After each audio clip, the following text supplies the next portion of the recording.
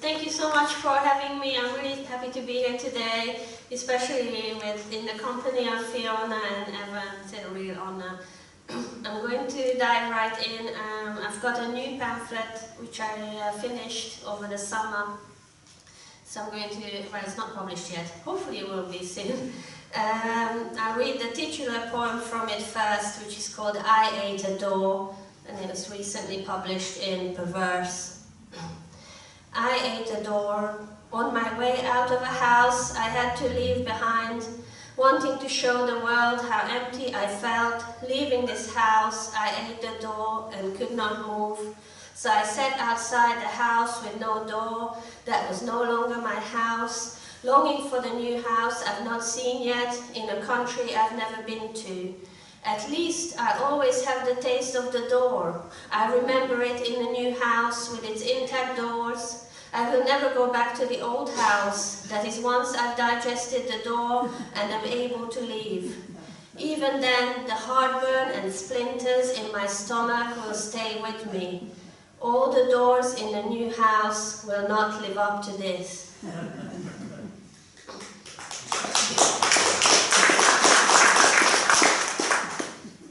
The second poem is also in a new pamphlet. It's called I Learned My Kitchen. Mother thinks my vegetables taste too much like vegetables. I chop them too large. When I arrived here, I couldn't tell a courgette from an aubergine, vegetable potage or soft-boiled in soup, the only shape they took. I tell people kale is a superfood. Who came up with that? Barbie salad is what I call beetroot, super pink on my fingers across the yellow chopping board. At Pizza Express, the waiter asks if I cook goulash, and I regret all the times I spat Grandma's sinewy stew into the bin.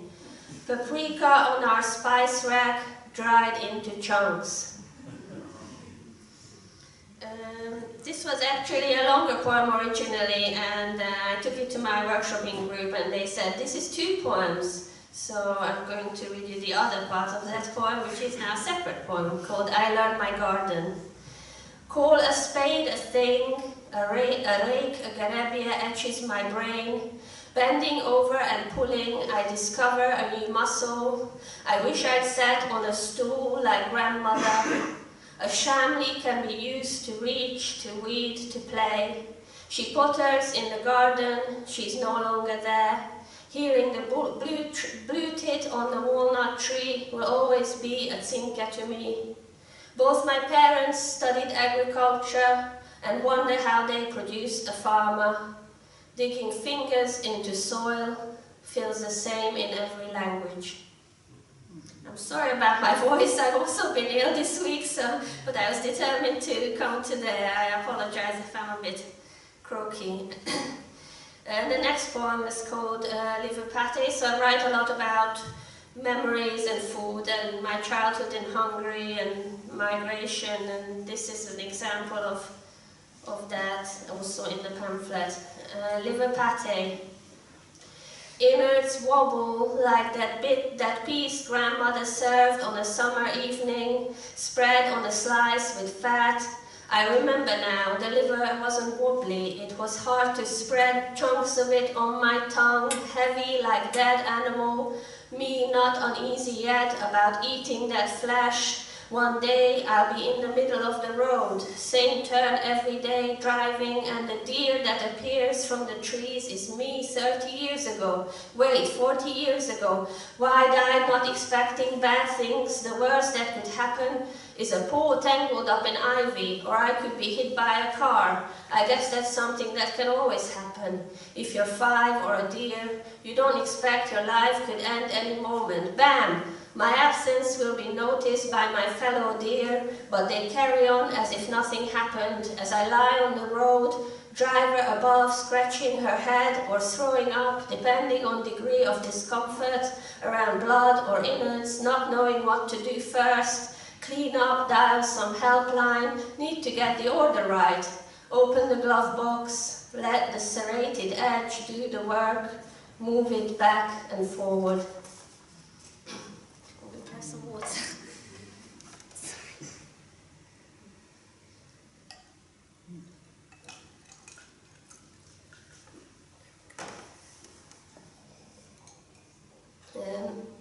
this year we tried to plant some sorrow to recreate the memory in this poem. Unfortunately, I think the seeds got washed away, but make of that what you will. I snack on sorrow. This poem was published in Propel, selected by Richard Scott, which is very nice. I snack on sorrow through the school gate. Guilty pleasure gorging on greens, wilted leaves covered in grime, trodden by feet, or worse. At home sorrow came in frozen blocks. The other kids found me odd, not the first time. I tasted snow once to see what happens. A fresh piece of grass snuck in, a bite of 2 seasons. And another short one. Extreme sport. Frozen lake in a snow-covered park, mother and me laughing on a sledge, racing towards the bars, the ice. I scream again as father hovers above with arms crossed. Wood clatters metal, limbs pick a sticks, we fall. A crack in the slats appears, grows silently in our basement. I'm going to end with a poem, which is even newer than the pamphlet. I wrote it in a Caroline Bird workshop as part of the Literature Festival. She just does the best exercises, really inspiring, and it's called Snow. The fruit flies are no longer in control. The drain is slowly filling with snow and they have no way in. Like anesthesia gone wrong, we wake up to carrot noses. The military-industrial complex doesn't care about seasons. Like folk horror, it grinds on in the background. Halloween is long gone, munchkin pumpkins rot in the kitchen cupboard. Walk past Urmston Conservative Club, see mourners eat cucumber sandwiches. Get home rosy-cheeked, snow freckles on a carrot-hued coat. The cat watches the cat flap and the snow filling the view. Magpies on the roof act like they're better than everybody else, but we all know what they're up to. Air pollution in Manchester is 2.4 times the WHO recommended value. Snow only scrubs pollutants from the air temporarily. We take what we got. I'm going to finish there. Thank you so much.